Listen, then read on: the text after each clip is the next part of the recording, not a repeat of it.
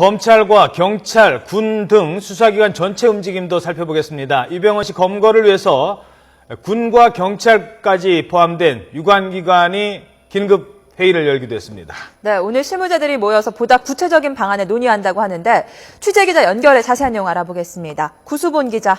네, 대검찰청입니다. 자, 오늘 실무자 회의가 오후 몇 시로 잡혀 있죠? 네, 오늘 회의 원래는 오후 3시로 잡혀 있었습니다. 그런데 조금 전에 얘기가 들어왔는데요. 내일로 예정이 조금 연기가 됐다는 소식이 지금 막 들어왔습니다. 원래 예정되어 있던 실무자 회의는요. 대검찰청 주재하에 외교부와 안전행정부, 경찰청, 해경, 관세청, 법무부 그리고 해군이 참석하는 회의입니다. 원래는 오늘 오후 3시로 예정이 되어 있었는데요. 내일로 하루 연기가 됐다는 소식이 지금 막 들어왔습니다. 관계기관이 모두 망라돼서 하는 회의입니다. 특히 어제 고위 관계자 회의에 하참 작전부장이 참석을 해서 주목이 됐었는데요. 오늘은 실무자인 해군 심의관급이 참석을 할 것으로 예정이 돼 있었고 다른 부처도 과장급 실무자들이 모여서 회의를 진행할 예정이었습니다. 참석자들이 변동이 생길 것으로는 예상되지 않습니다. 참석자들은 그대로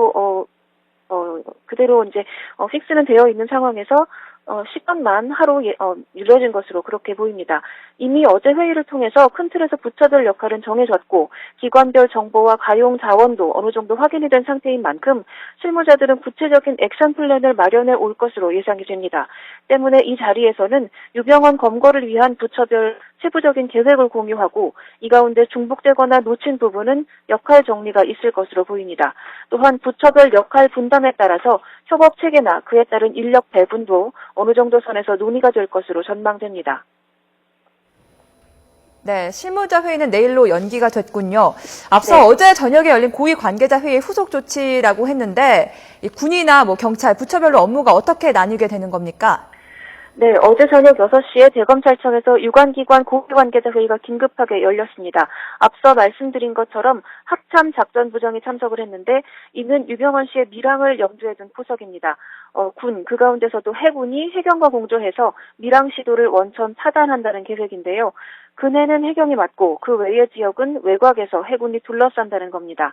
관세청도 전국 항만 검색을 통해서 밀항과 외화 밀반출에 대한 감시를 강화하고 외교부는 유병헌 씨의 망명 시도를 차단하고 해외에 있는 유씨 자녀들의 조속한 강제 송환을 추진합니다.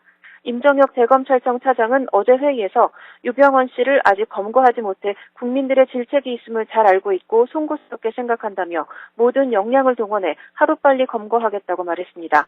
지금까지 대검찰청에서 YTN 구수본입니다.